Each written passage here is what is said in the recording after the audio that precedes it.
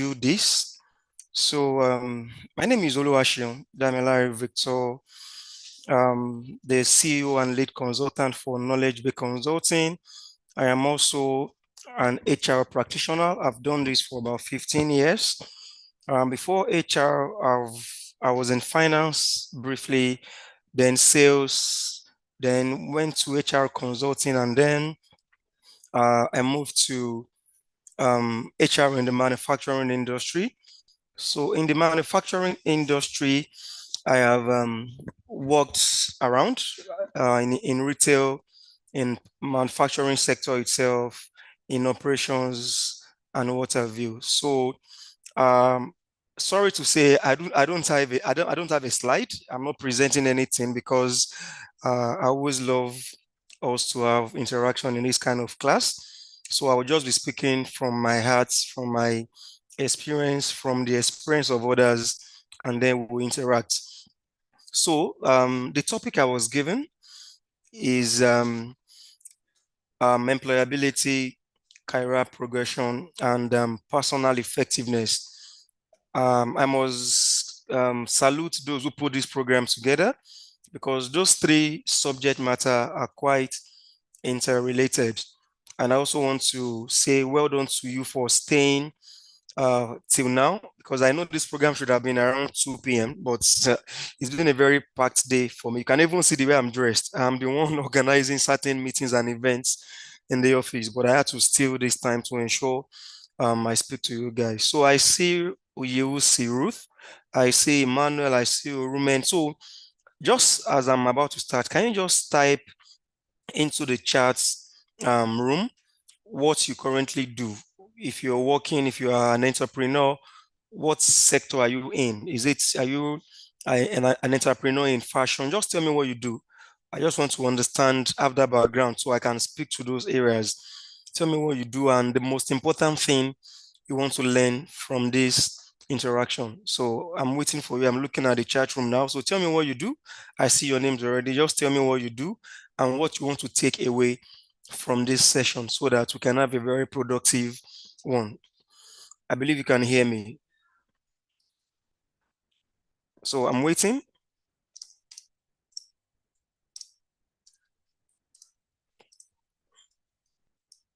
Hello, is anyone hearing me? Nobody's responding. Just confirm you can hear me and then please go to the chat room and type. Sir, we can hear you, sir. All right. Okay. So I'm waiting. Once you all type in the chat room, I will proceed. I just dropped a message in the chat room. So just tell me what you do currently. If you're an entrepreneur, if you're a job hunting, just tell me what you do currently and what you want to learn from this session before I go on to talk about employability, personal effectiveness, and what have you. Career progression, yeah. So I am waiting. I believe you are typing.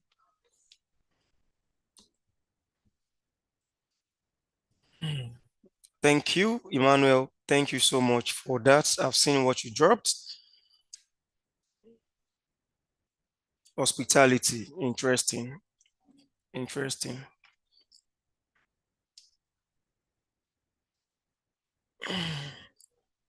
Thank you, Emmanuel. It's good to know you are an entrepreneur.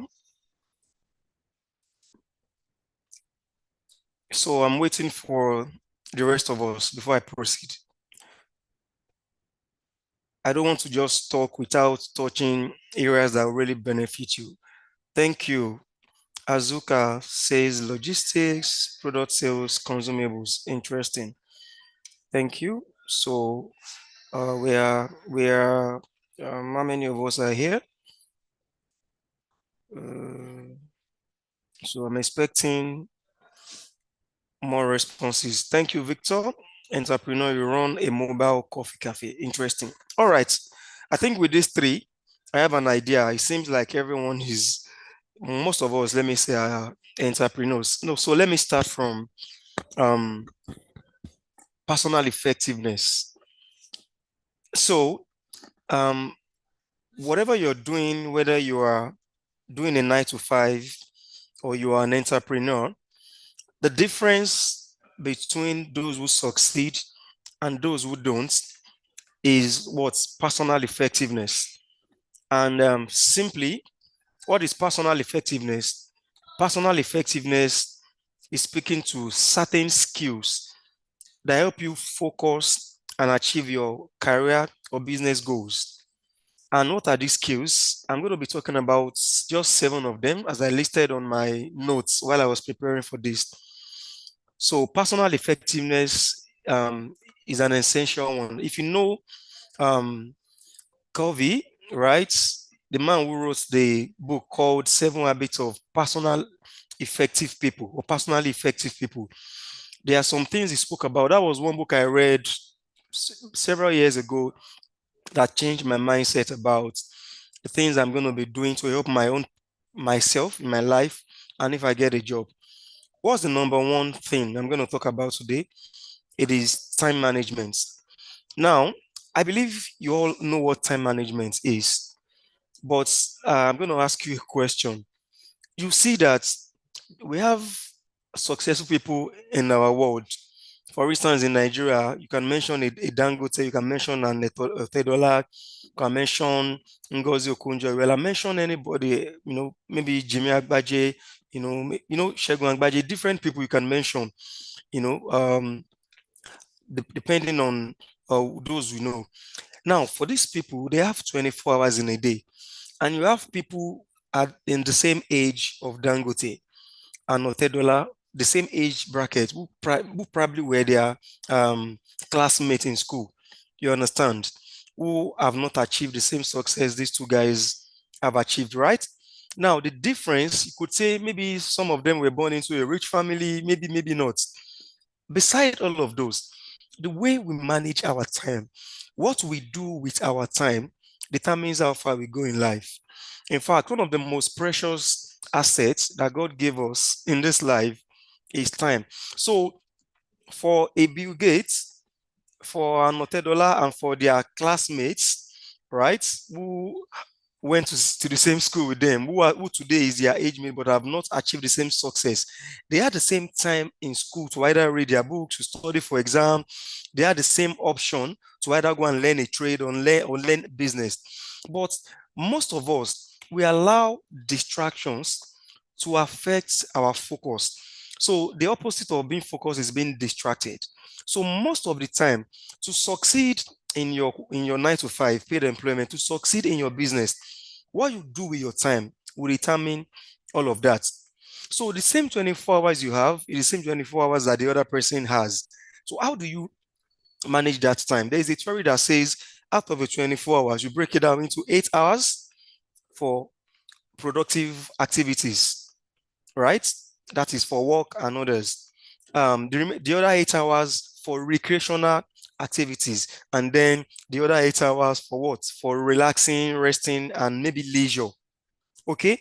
Now that is one theory, but I'm going to tell you to say in this life, you need to know what you spend your time on. You need to focus on the most important things that matters in your life. You need to know those things that are wasting your time. For instance, like Victor, Emmanuel, Azuka, and other guys who are listening to me. If you're an entrepreneur and your business at its infancy stage, for instance, maybe between a year and let me say 4 years, right? So between year 0 and year 4, that is the time where you require to spend a lot of time developing your business. That's business development. That's marketing your business, reaching out to customers, networking. A time where you want to ensure that your capital is not wasted because there is from research, we know that for every business, if you start your business, maybe with for a 10 million capital, if you can scale the first 5 years, then maybe you can say your business has balanced in terms of you have overcome those challenges. Because most businesses, from statistics, most businesses that start up in the first 3 to 5 years, they lose minimum 50% of their capital. And that also depends on a lot of things, macro, micro, customer, electricity, and all of that. But it largely depends on what that entrepreneur, what that business owner is doing with his or her time. So in the early days of your business, what are you focused on doing? The most important things are the things you should focus your time on. So if you want to spend your 7 a.m. to 7 p.m. every day, that's like 12 hours. You want to spend it ensuring that everybody, you create a good awareness for your business. Maybe networking, maybe you have somebody who is on the business development, somebody on your social media, and all of that. So what you use your time to do determines how far you can go. Uh, We know we know entrepreneurs that because their business is doing well in the first 3 years, they spend time on vacation, on leisure, on partying, and after a while, they spend their profit and capital, and then the business wound up. So, time management is one critical skill that we all need to learn, and a part of this is that you need to do things before they become urgent. There is a time management matrix when something is urgent and not important, when something is important, you understand, and urgent, when something is not important and not urgent. Most of us, we always wait for when the thing becomes very important and very urgent before we address them, which is a major problem for a lot of people. The best approach to use is before something becomes very urgent, when it is actually not, not important, very important, but not urgent. That is the time to do those things.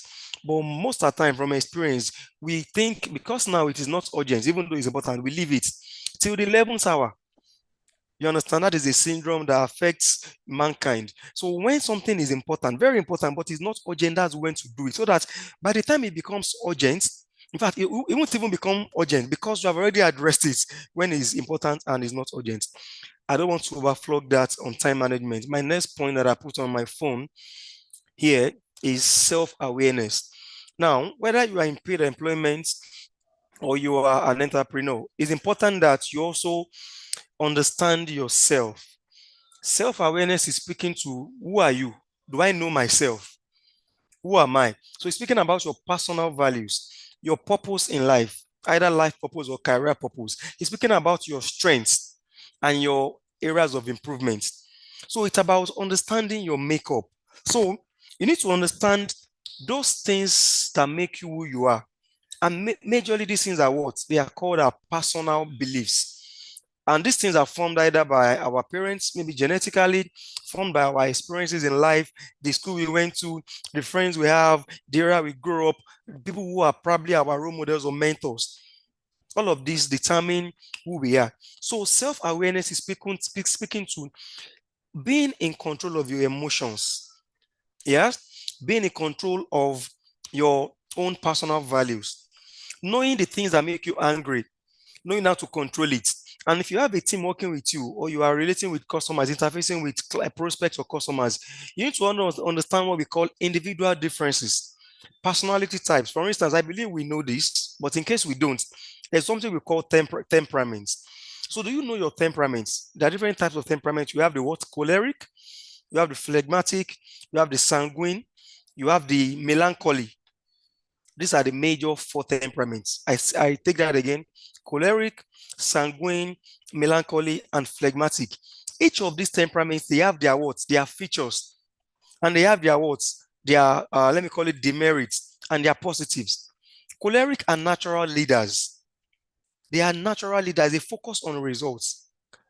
Melancholy are people who are emotional people. They are loving and they are caring, but they can get very moody. Sanguine are people who are like, they call them the life of the party. People who, when they get here, you will know they are here. They easily make friends and all of that. You understand? While and the other one, phlegmatic, they are in between. People who are they behave like traditionalists. They don't easily associate. They like to keep to policies, keep to tradition. They don't like challenging status quo. Unlike the cholerics who are natural leaders, they like to challenge status quo. So you need to understand, am I a choleric? Am I a sanguine? Am I a phlegmatic or melancholy? Once you understand yourself, your temperament, you can also, that will help you know how to relate with either your employees, those working with you, and even customers. I remember my days when I was selling insurance back then after school. I was an agent selling insurance. I didn't understand these personality types. And I used to get angry when customers, talk to me in a certain way. You understand? But until I went for some training and I understood, oh, this customer is behaving this way because of his or her temperament. So you need to know if you are a choleric. If you are a choleric, you need to know, like the theory say, they say for all of us, we have two major, we have one dominant temperament and we have one recessive one. One is always dominant. So nobody really can be a straight choleric. Nobody can be a straight sanguine. Nobody can be a straight phlegmatic or a straight melancholy. So there's one that is dominant and the other one is recessive. So I want you to do some more research on these areas because I don't want to overflog it. Understanding self starts from understanding your temperament. So once you understand your temperament, it helps you know how to relate with your team. It helps you know how to relate with customers. It helps you know how to relate with all stakeholders, even if you have suppliers, vendors working with you. So that self-awareness helps you to regulate your emotion. So when you are sad or when you are angry, self-awareness helps you apply what we call emotional intelligence. And what's emotional intelligence? Being in absolute control of your mood. Even when you are angry, you do not say the things that first comes to your mind. You take a pause, you count like a 30 seconds, or you leave that scene and go and manage your anger, your temper before you come back. So self-awareness helps you understand yourself, manage people, put yourself in their shoes. In fact, it helps you understand how to apply empathy with either your team members. For instance, you have somebody, maybe you like Victor that says he runs a mobile coffee cafe. If you have a sales attendant managing that business, if this guy just calls one morning and say, "Oh God, my wife had an accident, blah blah blah, I need to take her to the clinic." If you are not self-aware, if you are not empathetic, the instincts or your first reaction may be, "Oh God, no one here story, they come off you." You understand? But if you have that self-awareness, you understand what emotional intelligence is, you would apply some empathy. Oh, sorry. Oh, your wife accident. Oh, have you taken her to the hospital and all of that? So you will show some care. So it's not just about sympathy, it's empathy. So in summary, self-awareness, it's about you understanding your temperament, knowing your personal values, knowing your weaknesses, knowing your strengths, leveraging your strengths and developing your weakness, being able to apply empathy in dealing with people, being able to understand your customers better. All of these make you a successful entrepreneur in your business. So that's the second point. The first was time management, and the second was what? Self-awareness. The third point that I put on my phone, communication. Hmm. Communication cannot be overemphasized as a critical success factor for any business. Now, there are different types of communication, but let me just define what communication is. Communication can either be verbal or written, but communication simply means you are sending a message through a medium to a receiver. Now, I always tell people communication isn't complete until the receiver sends a feedback. So you are the sender, there is a medium through which you are communicating, there is a receiver, and then there must be a feedback. So communication, it should be a 360. It goes from you through a medium, the receiver receives and then sends a feedback. That is what the complete communication channel. If this cycle is not complete, then communication is not what? Effective. So when I talk about communication, I say effective communication is a key ingredient in business success. Now, what does this mean? It means that in or products, there must be clarity. Customers, either you are using visuals, either it's on your packaging of your product, either it's via email, either it's via WhatsApp, either it's via SMS. Customers must clearly understand what you're saying, especially if it has to do with mass communication. Maybe you're doing email marketing to maybe 100 people via email through your social media person or whoever is handling that for you. Your communication must be important. So at the early stage of your business as an entrepreneur, you need to be very painstaking in vetting every communication material that goes out. Because at the early days, you may not want to hire people who would handle communications for you because you are not that big. But at that early stage, it's important that you vet every communication material. It's important that there is clarity, there is coherence, you understand, in everything you're saying, either to your employees who work with it for you, either to customers or vendors. So again, in communicating to people, you need to understand that the purpose of communicating is to ensure that the person gets the message. So in speaking to people, you also need to understand your audience. So targeting, if you are targeting, um, people within a certain age range, for instance, you want to do email marketing to teenagers, for instance, there are certain language you shouldn't use. You understand? And there are certain languages that they can resonate with. If you are sending a communication to people who are the middle-aged people, maybe people between 45 and 55, 50 thereabouts, there are certain language you can use. So in communicating to people, understanding your audience is very key. Once you understand your audience, you can then choose the channel or the medium of communication. For instance, all of us will resonate with this. In these days, the best medium of communication mostly these days is what? Social media. Because why? Why? In Nigeria, our population, about 70% of our population is what? Between 18 and 50, according to data or statistics from NBS, Nigerian Bureau of Statistics. So because of this, and most of our people are on social media today. I'm sure as you are here, you may be joining even this meeting from your phone, right? If you are not, if you are joining from a laptop, where everybody's checking their notification. In fact, most of the time, but research says we check our notification maybe more than 200 times in a day, but subconsciously. So what am I saying? In targeting any audience, you need to painstakingly choose the medium of communication. It is very, very key. So, like I said, the receiver, clarity from you and coherence from you, then understanding your audience, and then knowing which medium this audience resonates with, which medium is the best fit for them to understand, and then choosing your language, ensuring there is clarity. This is key. So, then in communication, ensure that once you have communicated, you also ask your audience, do you understand what I've said? So once, if they don't understand, they would ask for clarity. Then once they ask for clarity, then you ask for a feedback. So sometimes it's good to emphasize certain key points in your communication. If, for instance, you are trying to give them a promo, you are sending them a communication material to your prospect or clients, and there is a promotion or there is a freebie or rebate, you need to learn how to emphasize certain areas of your communication. Maybe you want to bolden it, or you want to put it in certain color. So it's also very important to call out important points in every communication. All right. I do not want to also overflog communication.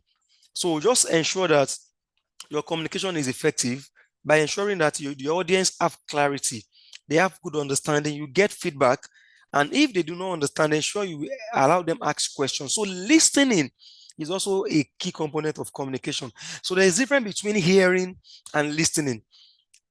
Most people don't know this. Hearing is you're looking at the person and in your mind, you already want to give the person a response. So you are just hearing to respond.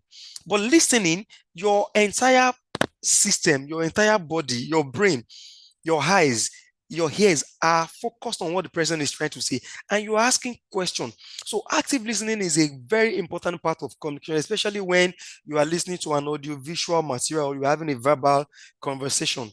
I thought to mention that. So that's the third point there.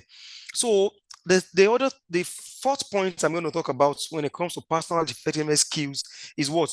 Problem solving and critical thinking. Hmm.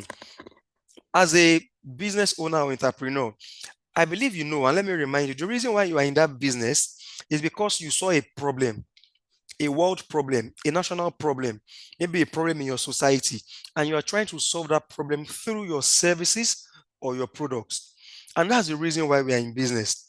So if your business is not solving problems, then you may not be in to make profit, because no customer is going or client is going to exchange um, money when they are not getting value. The reason why you are in business is to add value, is to give value, to solve a problem. So that's the first understanding. Now, once you are in business, right, customers would always have, for instance, if you are into servicing, or even if you are, manufacturing a product, there will always be complaints. You know, there will always be ways where maybe your staff are not attending to customers' complaints in time, or so customers will have complaints.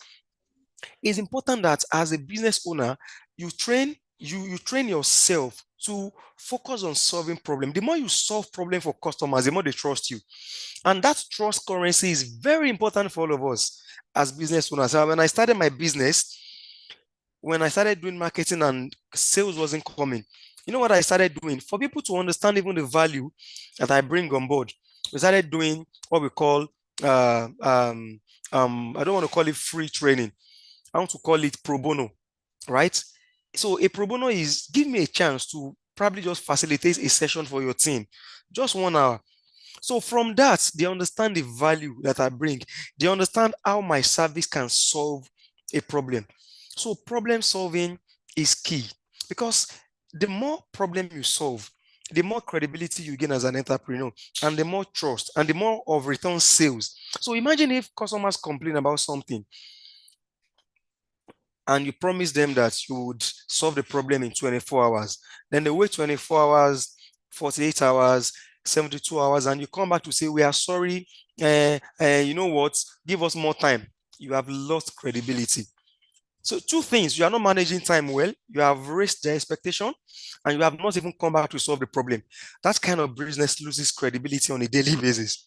But if, as they are talking about the problem, you are preferring solutions, they trust you, you bring credibility. In fact, there's what we call word of mouth marketing in the business balance. WOMW, word of mouth marketing.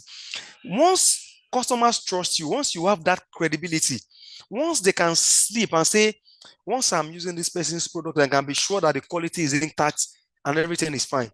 Once you get to that level, in fact, those are the people we call apostles. They are not just your customers, they are your apostles. They preach about your business. So they use their word of mouth to market for you. So you need to learn how to get to that level through what? Problem solving, credibility, ensuring that there is consistency in the quality of the product that you offer to your customers. And critical thinking, it's about getting to the root cause of every problem. Do not just take, for instance, maybe a customer had complained about a particular employee, and maybe because this person is your family member, you are taking sides. The right thing to do is to dissociate yourself from emotions and focus on getting to the root cause of that problem or that particular complaint to understand who could be at fault. If it's your staff, you have to then apologize to the customer. Even if it's a customer, they say customer is always right. You have to learn to what? Manage such and pass that message to the customer in a way that you don't rub off as being saying you are blaming your customer. So critical thinking means when there is a challenge, when there is a problem, you get to the root cause. And one of the theories we use is called the five W's. What does this mean? You ask why. Why? Why did this happen? Once you get a response, you ask another why. So asking 5 whys helps you get to the root cause of a particular problem. So critical thinking, problem solving is a major personal effectiveness skill that helps business owners thrive in today. So the fifth one here is adaptability and resilience. Adaptability and resilience, being able to adapt and being resilient. There is no better time to have these skills than now. Adaptability is speaking to being able to um, um, adjust either your operation to different circumstances, to challenges within either caused by either macro or microeconomics, or either by government policies, or even caused by competition. You understand? So adaptability means being able to adapt, being able to change, being flexible, not just being rigid. Because in businesses, nobody promises that you make profits. Unlike when you are in paid employment, you can be sure that salary would come on the 25th of every month or 24th or 30th. But as an entrepreneur, you need to know that you are in this business and you have competitors. So certain things affect you. Either power supply affect you, either a road construction on that street where your office is affecting you. Price changes, maybe increments or a reduction by competitors affect you, right? Fuel, fuel costs affects you. So a lot of things in macro and micro affecting your business. How do you respond to changes and challenges? That's what adaptability is. Being able to moderate your policies, being able to moderate your operations. It means that responding positively no matter what. And that also ties to the second thing, which is resilience. Resilience means no matter what happens, this business will thrive. So when they are challenging, we are in challenging times, like we are in Nigeria today. Today I work in a one of the biggest FMCG in Nigeria, the Coca-Cola company. Today, right? The cheap business where we make juices, yogurts, dairy products, and all of that. Chivita Hollandia. I know how this has impacted our business. I know how the macro and microeconomics, I know how dollar, for instance, at the beginning of the year, the budgets we made, the forecast we made for our business was based on what dollar was at the end of last year. But all of us know that today a dollar is going to about 1,600 naira. But when we were making our forecast by December, January, right, early this year, maybe we forecasted for something less than maybe 900. But see where we are today. So if we are not adaptable, if we are not resilient, if we are not agile, we cannot respond. So it means that no matter what happens, this business will thrive. So what do you do when such things happen? Do you want to change some policies? Do you want to cut your costs? Right? Do you want to ensure that you merge some jobs together? Or do you want to ensure that, okay, you find a better way to reach your customers? Do you want to remove certain legs, certain barriers in your business? For instance, let me tell you what we did. We looked at our operations nationally. I'm the head of HR for the entire commercial function in Nigeria. We also have some operation, right? We do exports to some African countries. We looked at our entire operations and we saw that there's double handling of our what products. So we had about 20 depots, warehouses across Nigeria, across the 6 geopolitical zones in Nigeria. So we saw that we were spending money on haulage and logistics to take this product first to our warehouse. We offload them into pallets, we stock them in our warehouse, and then now load them again to distributors in those states, those regions and territories. So that was a double handling. What did we do? We responded because again, dollar was kept increasing. Like 90% of our raw materials are imported. So we were looking at how can we ensure that we stay afloat as a business. Cost of production was increasing. Cost of doing business was increasing. Employees were saying, "Oh, now transport is more expensive. Are you going to do for us? We needed to pay cola. Cola means cost of living adjustment." So we looked at our operations and said, "Okay, we need to remove this double handling." So as against taking products from Lagos to a warehouse in Kano, in Maduguri, in Edo State, or Akure, or Ibadan, or Onitsha, or Aba, let us supply customers directly from Lagos. And that was what we started. So we had to close down some branches. You understand? So closing down some branches, we use the employees in those branches to fill roles in other areas of the business. And that in itself help us. There's what we call speed to market, STM. So increase our speed to market. So we could get to our customers faster as against before. So we reduce cost because for each of those warehouses, we were paying rent. So we had to what? Lease out those, or let me say, we had to hand over those warehouses to our biggest distributors in those regions. You could see. So I've just shared this as an example to help you begin to think of how you can become adaptable and resilient. So challenges will always come. In fact, the reason why we are business managers is because we are there to manage all the challenges, and that's why they call us managers. So for an entrepreneur, there will be challenges. There are days you feel like, oh, why am I in this business? Man, all my capital is going out the drain. But I want to assure you, when you sit down and look at your operation, just have like an operational audit. Audit your operation. I assure you, you can see areas where you can either improve, either adjust certain areas of your policy or operation, either merging jobs, either eliminating certain costs that you were carrying, and then that would help you stay afloat. And that means you are being adaptable and being resilient. I do not want to overflog this point also. My last point here today is goal setting and achievement, and that's number 6. I'm going to speak about those 6, and I will move to another area of discuss today. Please, I want to confirm that we are together. Can you please confirm we are together? Either just say yes in the chat room, because I know I've been speaking for a while. Please confirm you can still hear me, that we are together, please. Are we still together? Am I still being heard? Yes, sir, we can hear Yes, yes, yes, we can Oh, hear you, awesome. sir. Thank you. Thank you. I needed to be sure. So I said I'm going to talk about goal setting and achievements. This as my sixth point under the personal effectiveness skills. Now, there are several other things, right? I just chose these six because they are the most important or top for effectiveness skills.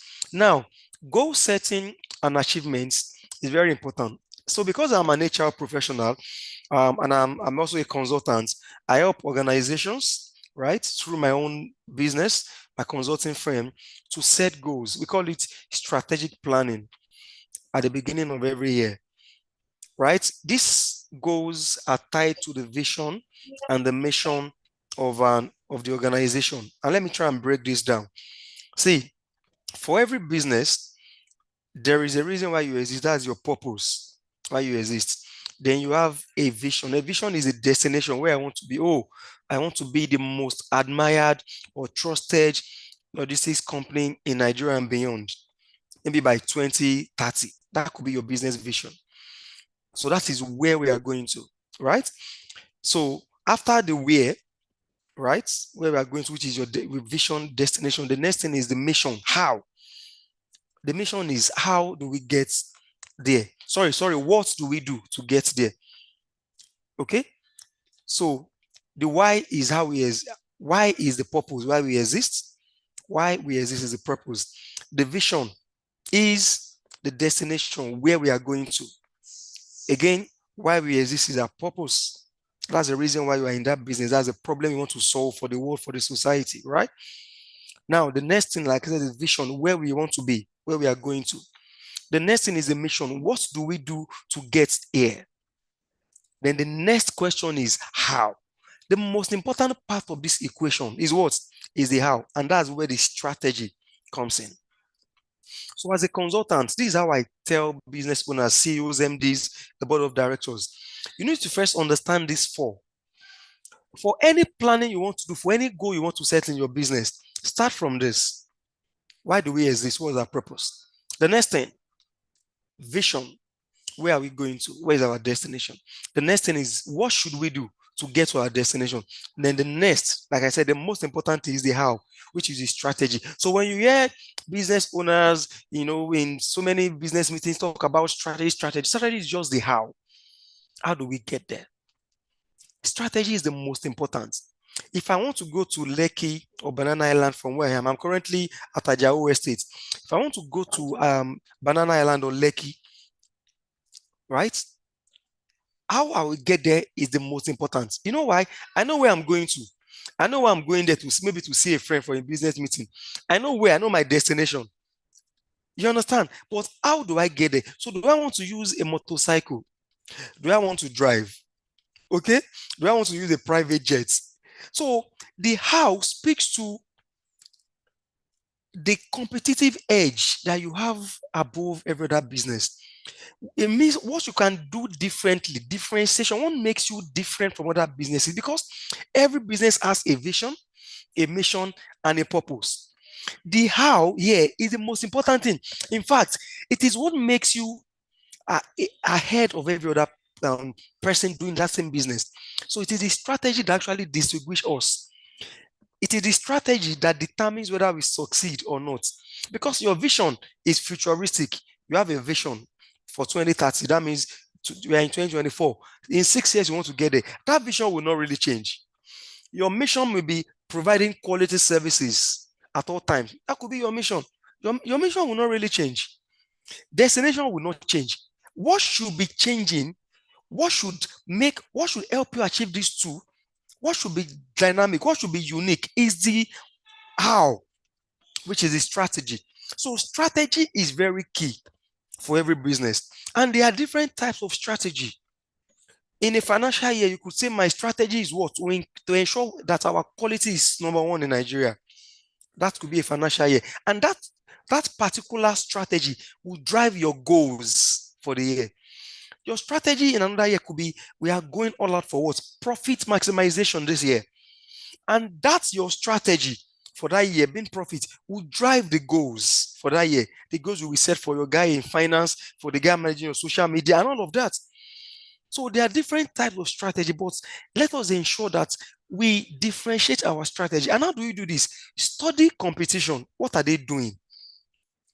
You could study five competitors in your industry doing the same business. Take your time. Now, see, it's important that we spend time doing competitive analysis. Don't just think that what you're doing is the best. Spend time, send people to do mystery shopping in that place. Patronize them yourself. They don't even know you. Go there, see what they are doing, buy their product, or even enjoy their service. Spend time to see what they are doing different. It could be their customer service that makes them outstand or outshine you. It could be their after sales service. It could be their product quality. It could be packaging. So spend time to do your analysis. Once you do analysis, you compare 2, 3 businesses that are doing similar business like yours, then that can help you differentiate your what, your how.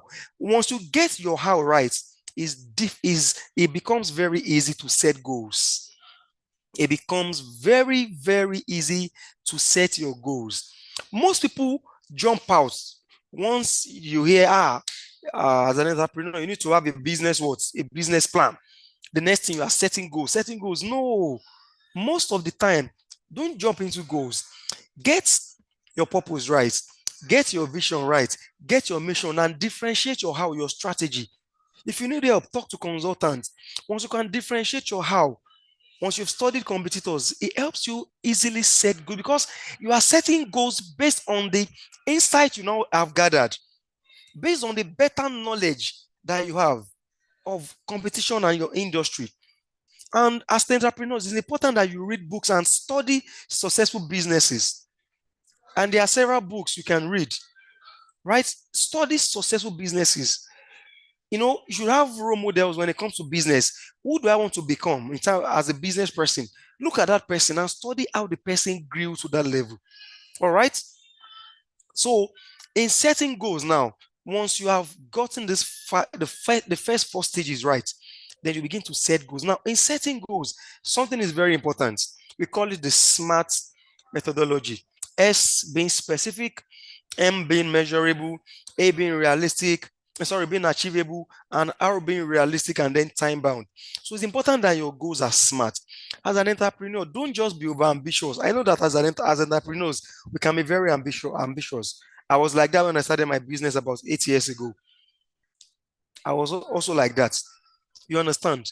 So we need to ensure that we set goals that are realistic, goals that we have resources to support, to back up. Even setting goals for your own people working with you, maybe your finance guy, your social media guy, your marketing guy, your customer service person, your HR, if you have, right? Ensure that the goals are realistic, they are achievable, because there is no point setting people up for failure, setting goals they cannot achieve, that you are not even supporting them.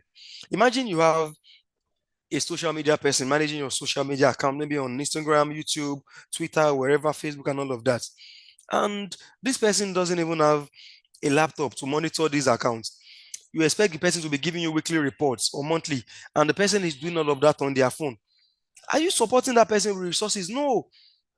What if the person's phone cannot do what that you want him or her to do?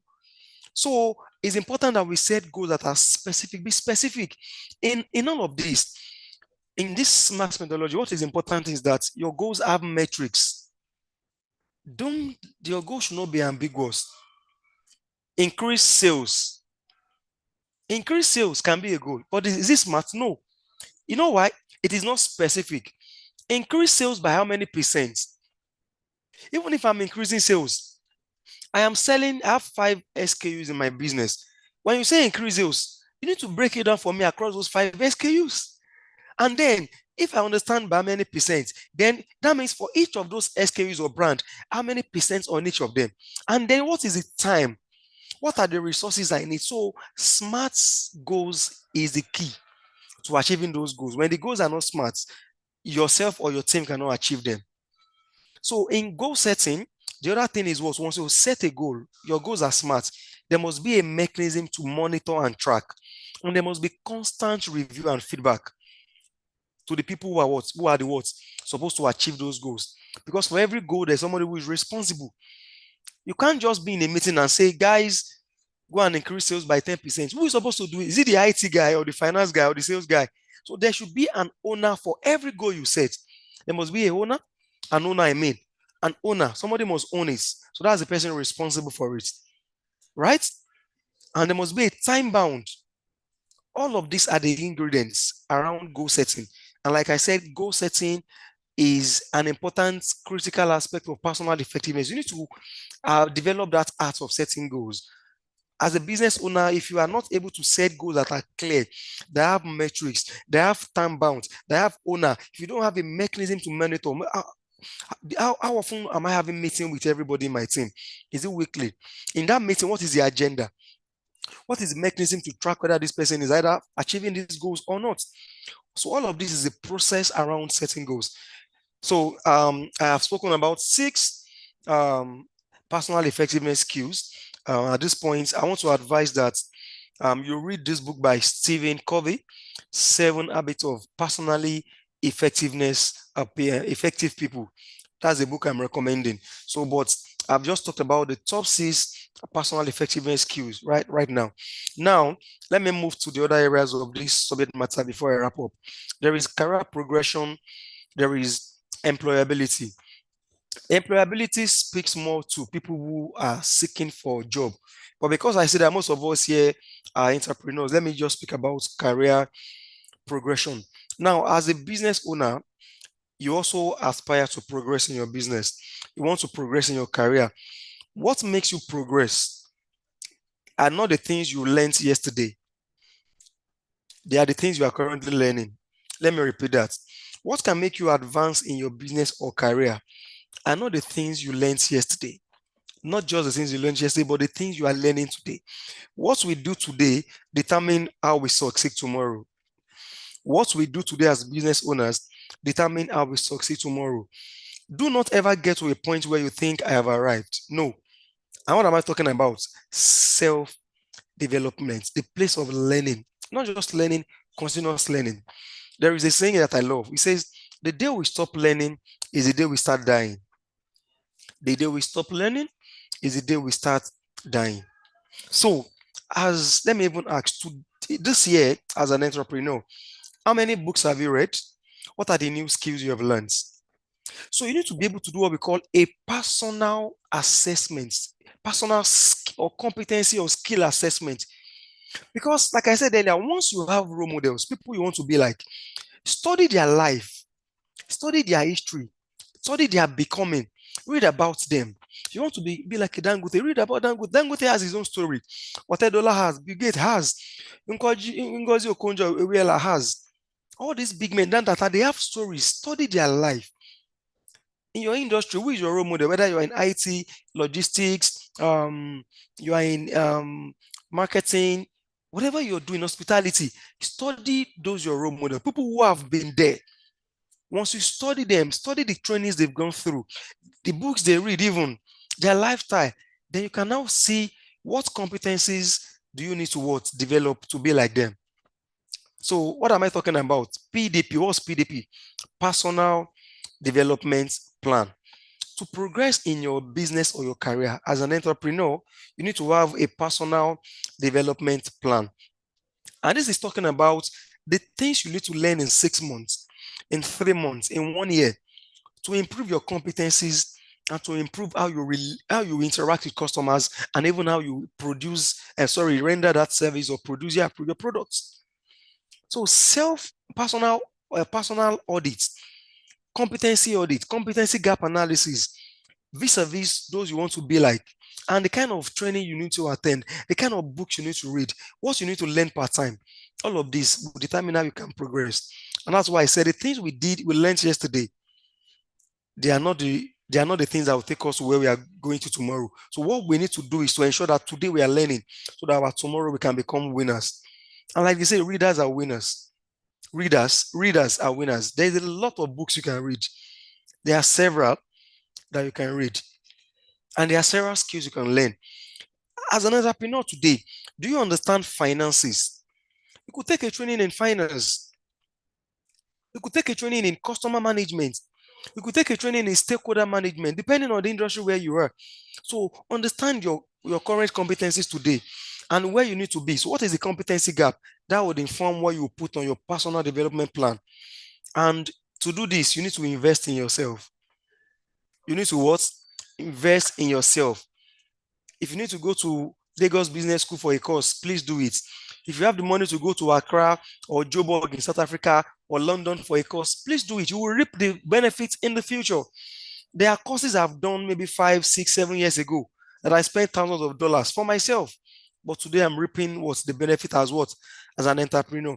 When I did my MBA, I know how many thousands of dollars I spent, right? In the US. And today I'm reaping the benefit. So there is no amount of money you invest on yourself that is a waste. Never.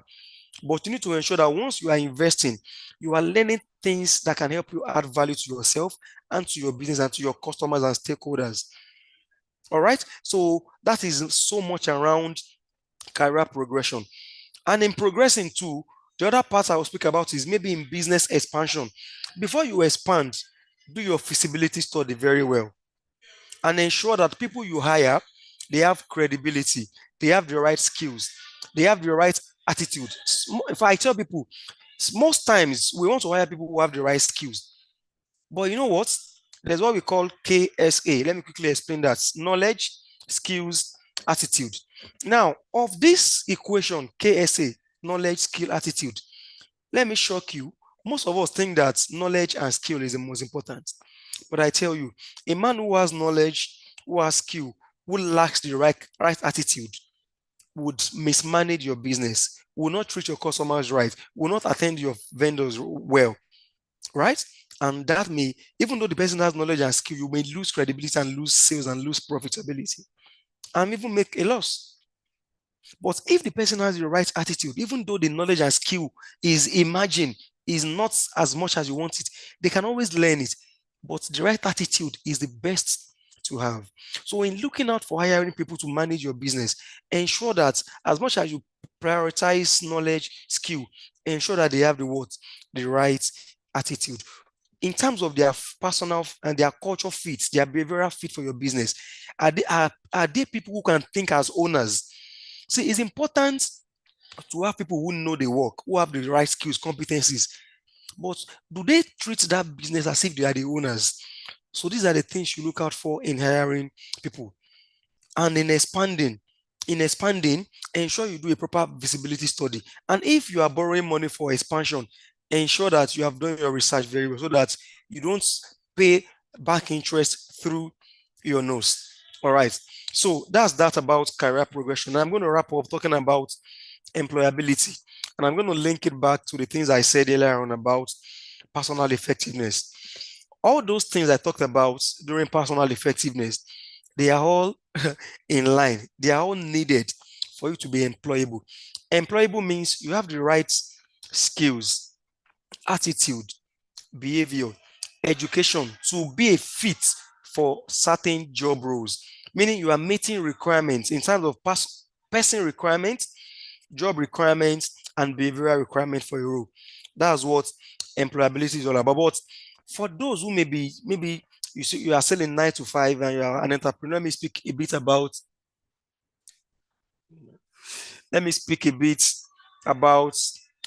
employability. Can you give me a second, please? A second, I'll be back.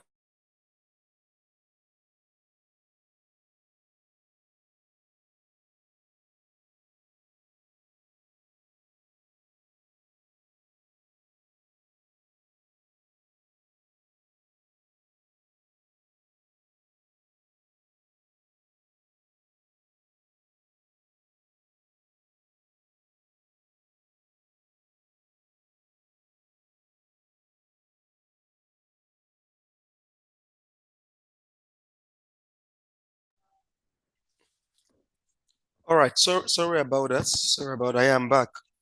So I just talked about employability, and I said employability means you have the requirements of a job or a career in terms of the education, the experience, the minimum requirements for work experience, skills, and all of that, even in terms of behavior. Now, the other things I will add on the things I talked about when I was talking about personal effectiveness is if you're searching for a job, employers are not looking for people who would come and speak English or do presentations. At least I've been doing HR for going to 15 years, and I cannot count how many people I've interviewed, how many people I've hired, giving offers. I can't count. At least I've worked in different industries. Like I said, I can tell you for free that we are looking for problem solvers and people who think as if they own the business and people who can challenge the status quo. That's all. Again, we are looking for people who are problem solvers, people who can challenge status quo, and people who think as owners. Basically, those are the things we look out for. Regardless of the job you're applying for, the career you're pursuing, either you are in finance, you're in sales, marketing, logistics, hospitality, IT, wherever you are, these are the things the employers are looking for. So it means that as you're preparing, as you are job hunting or preparing to go for interview, what you should have at the back of your mind is what is this employer looking for? What is the panel of interview looking for? Once you can answer this question, then you can pass that interview. Every career, every industry have their peculiarities. So in pursuing a career, you need to understand the internal workings of that industry. And what do I mean? For instance, I am in human resources. I also understand operations. I understand sales, finance, and all of that. If I'm going for any interview or even going to meet a client to pitch for a job, a deal, I do my research properly. So you need to do your research about that organization you have probably applied for. You understand? So what makes you employable is you are the employer or the panels or the recruiter sees you as somebody who has the kind of experience, who has been there, done that. You know what that means? You have a relevant experience. You have solved similar problems in the past. Now, this wouldn't apply to freshers, and I believe you are not freshers. So you are an experienced hire, as we call them. They want to see how you have solved the problem that they have today in the past. They want to see how you did it. They want to know if it was a team that worked on that problem solving project or it was just you. They want to know your own personal contribution, not just you working as a team. It's about you. So when you're preparing for interviews or job hunting, ask yourself, am I employable? Am I a solution provider? Can I challenge status quo? Am I adaptive? Am I flexible? Right? Do I think as an owner of a business? These are the things basically. And so when I'm sitting in interviews, I say I've had some interviews, earlier, okay, late last week and over the weekend. So I sit down to listen to when I'm in interviews, I'm watching how you approached the problem solving. If you are saying it tells me maybe you were just a contributor in a team.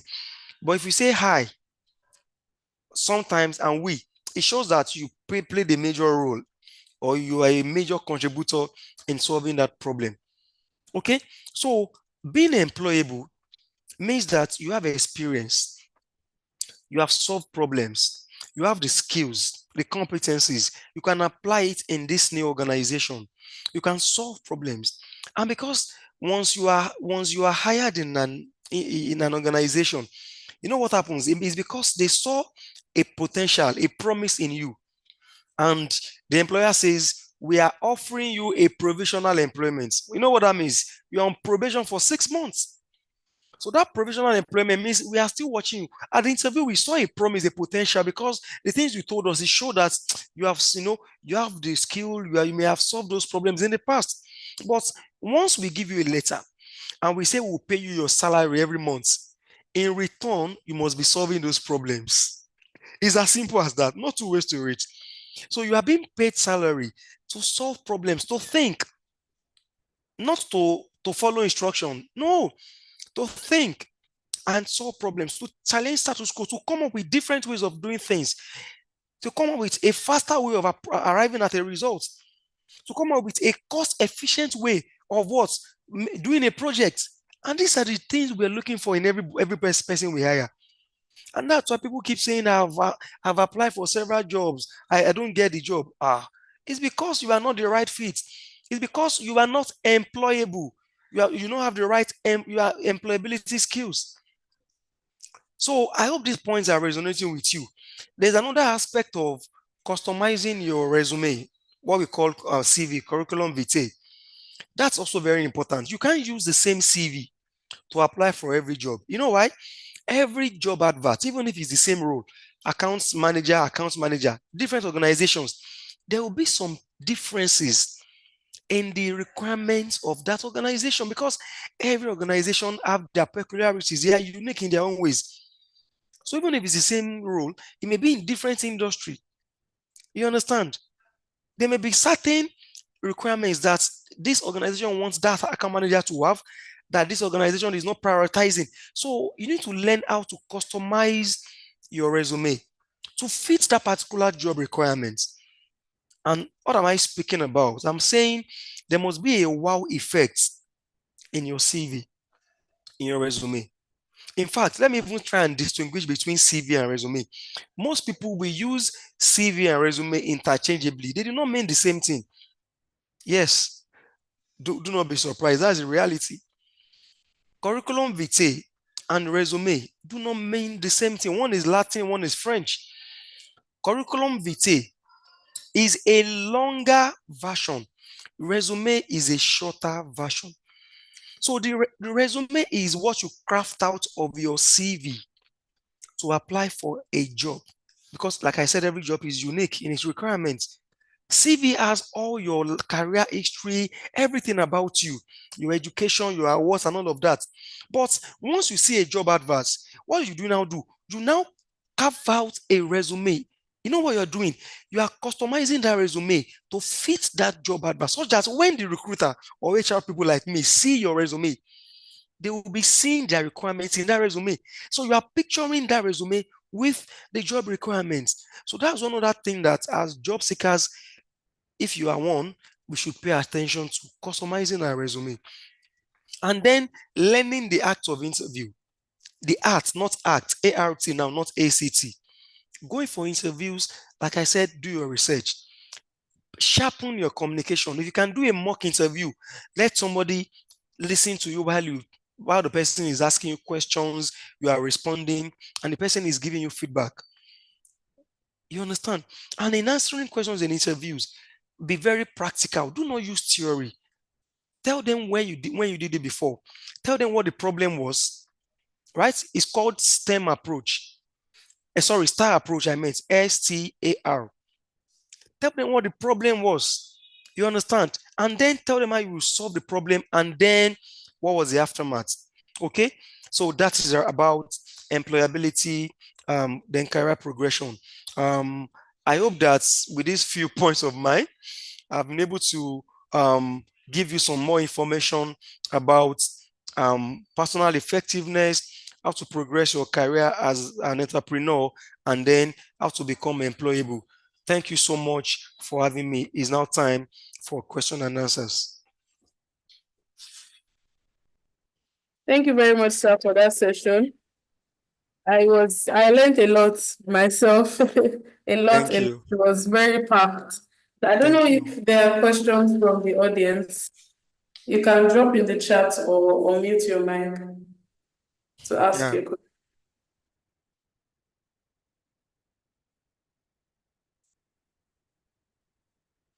Um,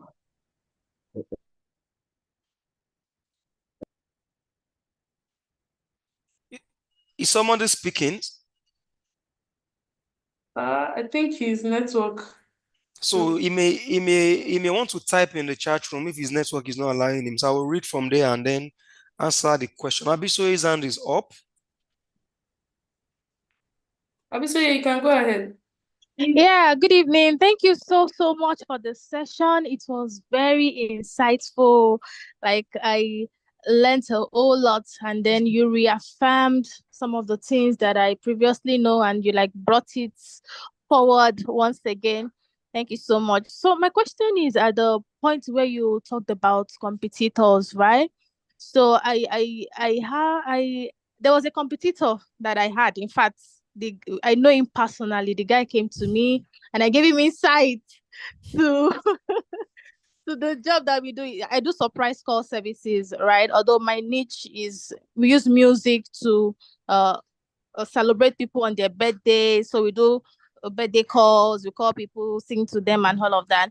So this guy walked up to me, and then I gave insights and all of that, and then he established his brand, right? So like 1, 2, 3 years later, his brand he actually has some, how would I put it, like a community, right? So I studied the brand and evaluated, okay, what they were doing and what we were doing, right? And I realized that there were some differences, right? You mentioned differentiators, right? So and it felt as though there were, yes, they were their marketing was out there in front of everybody, right?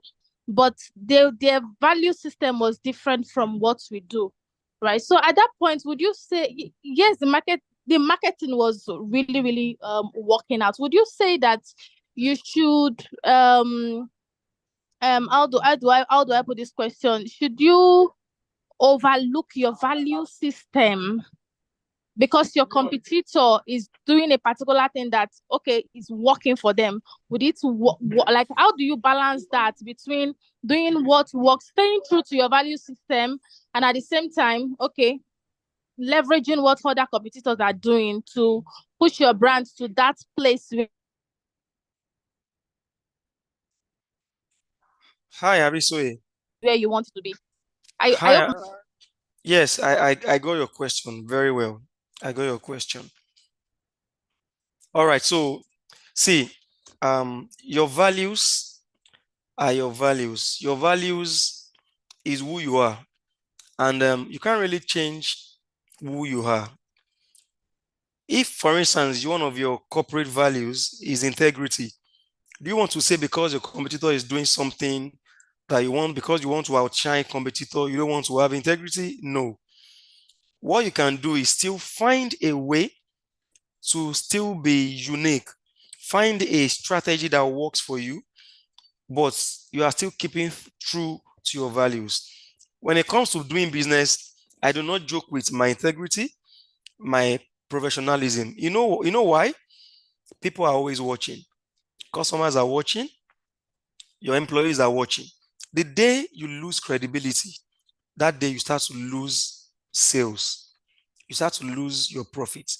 So I would say stay true to your values, but still find a strategy to help you outwin or outshine your competitors.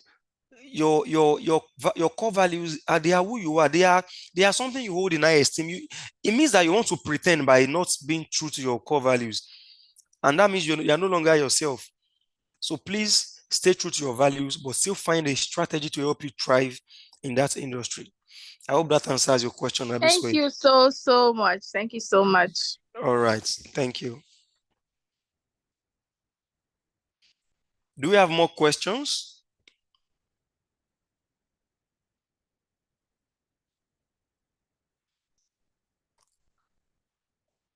Are there more questions? I think that no questions. No questions. Okay. Think. Okay. But if anyway, for all on the call, if you have any questions later on from the session, you could always drop it on the group chat and it will be attended to. Thank you very much, sir, for your session. As I mentioned earlier, I really learned a lot. The session is also on YouTube, so for anyone that wants Oh, to listen to it again, interesting. on our Cretan's YouTube page, we streamed it All live, right. so we'd always go back to it. All right. Thank you very much, sir, for honoring our It's invitation. my pleasure. So for everyone who was part of this, I dropped my name in case you want to connect with me. My name is Sheon Damilare Victor. Damilare Victor is a compound name, so there is hyphen between Damilare and Victor. And that's also my business website in case you want to connect with me on LinkedIn or to see what I do. So having said that, thanks everyone. Thanks Create NG Africa. Thanks to Icoba, my alma mater, for putting this together. Um, I'm glad to have done this. It really means a lot to me. I love to share knowledge. I love to impact businesses, entrepreneurs, and lives. And I'm glad I've done this today. So thank you everyone for your time. God bless you. Enjoy the rest of your evening. Yes, ma'am. It's also. Okay, bye for now.